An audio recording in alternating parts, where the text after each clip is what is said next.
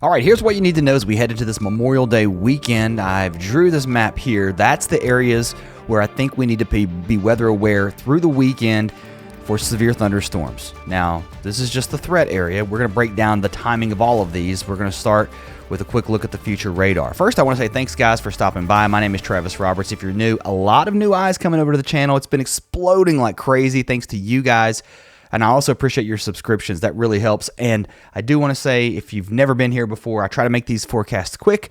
But my background, I'm a former TV chief meteorologist. I've been out of the television business for about 5 years. And I've said this before, if you had to work the second shift, which I did, I did the 5, 6, 10, and 11 o'clock news. Kids, I never saw them. So that's one of the main reasons I got out of the television business. So I'm doing other things now. I work, I've got a farm, and I do this. So thanks for coming by and supporting the channel. Now let's look at what's going on across the upper Midwest. We've got these storms swinging through the Great Lakes, at least getting very close to Chicago as we head toward the lunchtime hour. But while this system is very impressive, we've seen severe thunderstorm watches out with this complex of storms.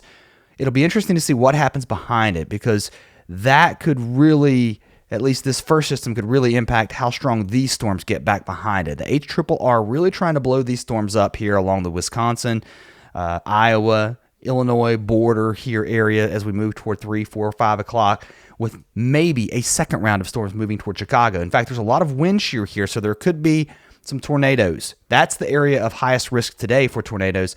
And look, here across the south, really from the Carolinas back to Arkansas, anywhere in this area, including Tennessee, the northern parts of Alabama, Mississippi, and Georgia, we could see some strong damaging winds, some hail with these storms that start to pulse up as we head into the afternoon and evening hours.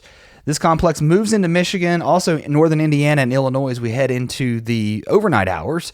These storms across the south start to die down as we lose some of the heating. We've also got storms that'll be firing here across Arkansas, parts of Oklahoma and Missouri today. And some of these here across Oklahoma, Arkansas, and northeast Texas could get really strong with some damaging winds, some hail, and a few isolated tornadoes certainly on the table today.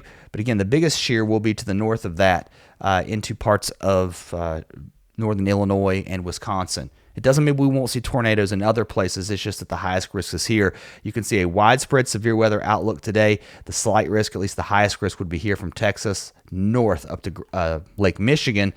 There's the biggest area of tornado threat here, and also parts of eastern Iowa. I kind of left that out, but you can see that area here. I always say this, don't let your guard down anywhere in this green. That doesn't mean you're in a zero threat. There's still enough wind shear out there that we could see some tornadoes, and clearly enough lift here across Missouri, down into Arkansas and Texas for a significant area of hail.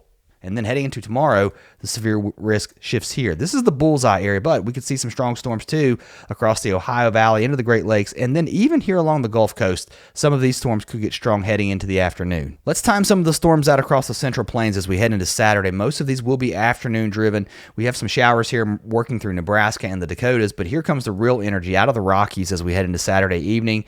And then look how these storms just explode once we get the energy pushing out here into the Plains states. So by evening hours, we'll start to see these storms form across western Nebraska, western Kansas, west Oklahoma, and then they'll push east and also start to develop as far south as Texas, maybe even Dallas. But the biggest area of concern, again, right here in Nebraska, Kansas, and Oklahoma for those strong damaging winds and some tornadoes. A significant area of severe weather hashed out for tornadoes here across Kansas, also down into Oklahoma. It is a bit to the northwest of Oklahoma City, but you're still under the potential to see some of those tornadoes. Not as high, I know, as what we've seen over the last couple of weeks, but still definitely a day to be weather aware with some big hail possible here too, and even some hail here around the Great Lakes with some of these storms too.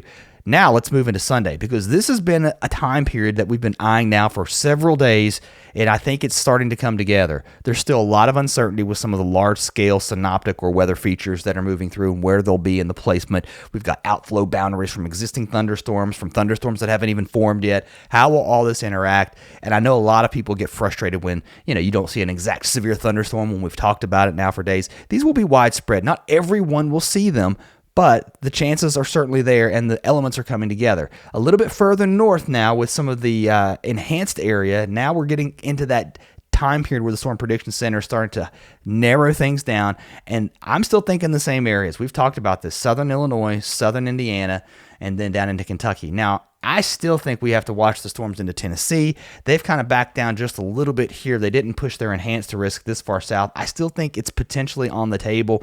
However, they did move their enhanced area further north than maybe what they were looking at. At least that's what I'm thinking. So now up to Indianapolis, very close to Chicago, not quite. In fact, if you look toward Chicago and north, that's where things really start to die off. And then into Ohio, some of this here into west Ohio, I should say. So from Dayton, maybe north up toward Toledo. I don't know that it gets that far east into Columbus. Maybe something to keep an eye on, because these storms will be propagating off to the east, but they will be moving through these areas in times of less peak heating. So that would be something that would save you. So again, a significant area of severe weather has been hashed out from the Storm Prediction Center here across the Ohio River between Indiana and Kentucky, and then back into the west of these areas into Illinois and even as far west as Missouri. So a significant chance of severe weather still on the table for Sunday.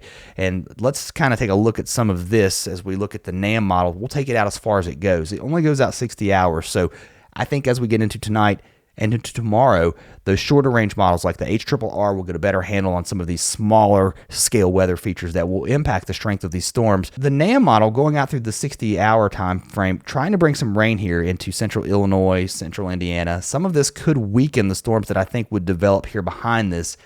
So again, some time to get there. If you like this kind of stuff, I hope you'll subscribe. I'll try to keep you guys updated as much as humanly possible for me with my schedule and life. So thank you for taking time to watch the videos, though. I do appreciate it. Here's some cold air around the Great Lakes. That's what's causing the severe weather. That will sink south and east as we move into Tuesday. So that'll cause some cooler than normal temperatures around the Great Lakes. I think some showery weather, and that will eventually move into the northeast as we move into Wednesday and Thursday or so. And then some ridging back across the plains, some quieter weather here for a change, and some warmer temperatures with some more cool weather for the Pacific Northwest. All right, guys, that's all I got for now. Be safe out there. Stay weather aware. Have a way to get updates, whether it's your phone, NOAA weather radio, some way, and make sure you get the latest watches if they come out through weather.gov. Thanks a lot. I'll see you next time.